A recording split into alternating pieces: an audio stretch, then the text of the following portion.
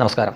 കോടികളുടെ ആസ്തി ഉണ്ടായിരുന്ന വൻ പണക്കാരനായിരുന്ന 12ഓളം കാറുകൾ ഉണ്ടായിരുന്ന CJ റോയ് എന്ന ഒരാളുടെ ആത്മഹത്യയാണല്ലോ കഴിഞ്ഞ 1-2 ദിവസമായിട്ട് നമ്മുടെ മാധ്യമങ്ങളിലൊക്കെ നിറഞ്ഞു നിൽക്കുന്നത്. ഒരു വിഭാഗം മാധ്യമങ്ങൾ അയാൾ വിജയിച്ചു വന്ന വഴികളെപ്പറ്റി പൊടിപ്പും തൊങ്ങലും ചേർത്ത് ഇങ്ങനെ വാർത്തുപാട്ടുകൾ പാടിക്കൊണ്ടിരിക്കുന്നു.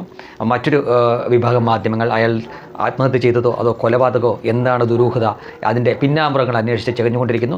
പലരും പലതരത്തിൽ നിറം പിടിപ്പിച്ച കഥകളാണ് ഇങ്ങനെ വാരി വിതറിക്കൊണ്ടിരിക്കുന്നത്. പക്ഷേ സോഷ്യൽ മീഡിയ നോക്കിക്കഴിഞ്ഞാൽ ഞാൻ ശ്രദ്ധിച്ചൊരു കാര്യമുണ്ട്.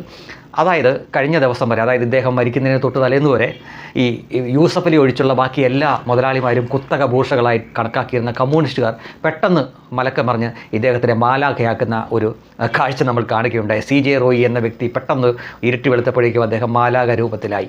അദ്ദേഹത്തിനെ ഭരണകൂടം കൊന്നതാണ്, റെയ്ഡ് നടത്തി കൊന്നതാണ് എന്ന തരത്തിൽ അവർ ക്യാപ്സൂളുകൾ വാരി വിതറുന്ന ഒരു കാഴ്ച കാണുകയുണ്ടായി. പക്ഷേ എന്നെ ഏറെ അത്ഭുതപ്പെടുത്തിയത് അതൊന്നുമല്ല. ഈ മരണപ്പെട്ട വ്യക്തി ഒരു ക്രിസ്ത്യൻ നാമധാരിയാണ്. ആ ക്രിസ്ത്യൻ നാമധാരികളായിട്ടുള്ളവർക്ക് അത്ര വലിയ വിഷമമോ കരച്ചിലോ ഒന്നുമില്ല. പക്ഷേ കരച്ചിൽ മൊത്തം കറാച്ചി മേഖലയിലാണ്. അതായത് സുഡാപ്പികളാണ് നിന്ന് കരച്ചിലും പിഴിച്ചിലും ആകെ ബഹളം. ഇതിനെതിരെ മോദിക്കെതിരെ, EDക്കെതിരെ ആരാണ് റെയ്ഡ് ചെയ്തത് എന്ന് പോലും അവർക്ക് വ്യക്തമാവുന്നതിന് മുമ്പ് EDയെ പഴിചാരുന്നു, മോദിയെ പഴിചാരുന്നു. പിന്നീടാണ് IT വിഭാഗമാണെന്നും അത് കൊച്ചിയിൽ നിന്ന് പോയവരാണെന്നൊക്കെയുള്ള വാർത്തകൾ വരുന്നത്. അപ്പോഴും അവർ അതിനെ കറക്കി തിരിച്ച് നരേന്ദ്രമോദിയുടെ തലയിലിടാൻ നോക്കുന്നു. ഇങ്ങനെ ഇവർ അമിതമായിട്ട് ഈ കാര്യങ്ങൾ ഇങ്ങനെ കമൻ്റായിട്ട് പോസ്റ്റായിട്ട് ഇടുമ്പോഴാണ് നമുക്ക് സംശയം വരുന്നത് CJ റോയിയും ഇവരും തമ്മിൽ എന്താ ബന്ധം. അപ്പോഴാണ് ഈ സുഡാപ്പികളുമായിട്ട് എപ്പോൾ സംസാരിച്ചു വന്നാലും തീവ്രവാദവും കുഴൽപ്പണവും കള്ളക്കടത്തും സ്വർണ്ണക്കടത്തും ഒക്കെ ഇങ്ങനെ ചർച്ചയായിട്ട് വരുമല്ലോ. അപ്പോൾ ഇവരുടെ ഈ വിപ്ലവവും പരവേശം കാണുമ്പോൾ ആളുകൾ ആ രീതിയിൽ ചിന്തിക്കും. അത് ഈ മരണപ്പെട്ട വ്യക്തിക്ക് കുറച്ചുകൂടി അയാളുടെ ദേഹത്ത് കറ പറ്റാൻ മാത്രമേ ഉപകരിക്കൂ എന്ന് ഈ പൊട്ടന്മാർ മനസ്സിലാക്കുന്നില്ല എന്നത് യാഥാർത്ഥ്യമാണ്. പക്ഷേ സോഷ്യൽ മീഡിയ നോക്കിയാൽ നമുക്ക് മനസ്സിലാക്കാൻ പറ്റും. ക്രിസ്ത്യൻ നാമധാരികൾ അത്രയ്ക്കൊന്നും കിടന്ന് കരയുന്നത് നമ്മൾ കണ്ടിട്ടില്ല. പലരും പറയുന്നത് ഉപ്പ് തിന്നവർ വെള്ളം കുടിക്കും എന്ന തരത്തിലാണ്. മടിയിൽ കനം ഉണ്ടെങ്കിൽ വഴിയിൽ പേടിക്കണം, മടിയിൽ കനമില്ലെങ്കിൽ പേടിക്കേണ്ട കാര്യമില്ല. ഈ IT റെയ്ഡ് എന്ന് പറയുന്നത് തല പോകുന്ന കേസൊന്നുമല്ല. ഇപ്പോൾ അഥവാ കള്ളപ്പണം കയ്യിലുണ്ടെങ്കിൽ വരവിനനുസരിച്ചുള്ള നികുതി കൊടുത്തിട്ടില്ല എങ്കിൽ അതിനാണല്ലോ ഈ കള്ളപ്പണം എന്ന് പറയുന്നത്. അത് പൂഴ്ത്തി വെച്ചിട്ടുണ്ടെങ്കിൽ അതിനുള്ള നികുതിയും പിഴയും അടച്ചാൽ മതി, ഊരിപ്പോരാം. അത് അല്ലാതെ പിടിച്ച് ജയിലിലിടുകയോ തൂക്കിക്കൊല്ലുകയോ ഒന്നും ചെയ്യില്ല.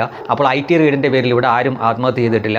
IT റെയ്ഡ്, ED റെയ്ഡ് എന്നൊക്കെ പറഞ്ഞാൽ ആരും ആത്മഹത്യ ചെയ്യില്ല, അതിൻ്റെ ആവശ്യമില്ല. അങ്ങനെയായിരുന്നെങ്കിൽ ഗോകുലം ഗോപാലിനൊക്കെ എത്ര തവണ ആത്മഹത്യ ചെയ്യണമെന്നൊക്കെ വിവരമുള്ളവർ പറയുന്നുണ്ട്. പക്ഷേ ഒരു സൈഡിൽ കറാച്ചി ബോയ്സ് അഥവാ സുഡാപ്പികൾ മാത്രം നിന്ന് നെഞ്ചത്തടി നിലവിളിയാണ്. അയ്യോ CJ റോയിയെ കൊന്നതാണ്, അങ്ങനെയാണ് ഇങ്ങനെയാണ്.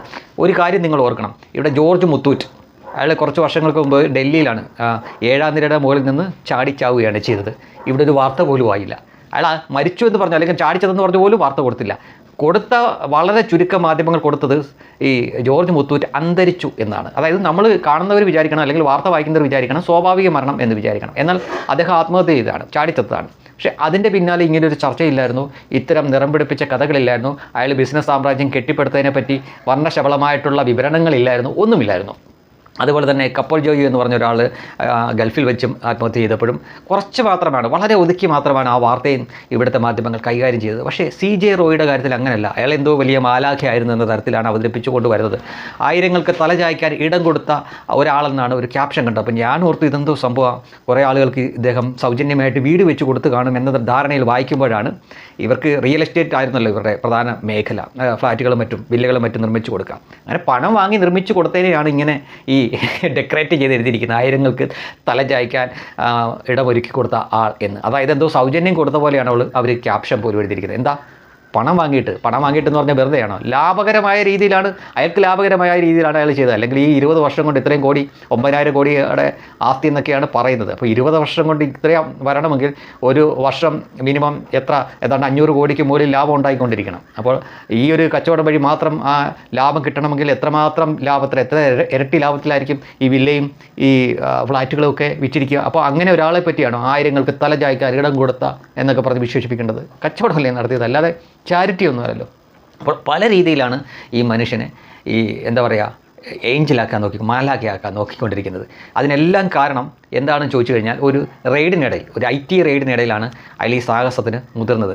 ഇങ്ങനെ സാമ്പത്തികമായിട്ടുള്ള ഒരു കുറ്റകൃത്യം മാത്രമായിരുന്നു എങ്കിൽ ഇത്രയേറെ വലിയ സാമ്രാജ്യങ്ങൾ കെട്ടിപ്പടുത്ത ഒരാൾ, 12ഓളം റോൾസ് റോയ്സ് കാറുകൾ സമ്പാദിച്ച ഒരാൾ 4 ചോദ്യം ചോദിച്ചാൽ ഉടനെ പോയി തോക്കെടുത്ത് വെടിവെച്ച് ചാവുകയാണ് ചെയ്യുന്നത്? ഒരിക്കലുമല്ല. പിന്നിൽ നമുക്കൊക്കെ അറിയാൻ പാടില്ലാത്ത, അല്ലെങ്കിൽ നമ്മൾ അറിയാൻ പാടില്ലാത്ത എന്തൊക്കെയോ സത്യങ്ങൾ ഒളിഞ്ഞു കിടപ്പുണ്ട്. ഒരു പക്ഷേ പുറത്ത് വന്നേക്കാം, അല്ലെങ്കിൽ ഒരിക്കലും നമ്മളൊന്നും അറിയാനും പോകുന്നില്ല.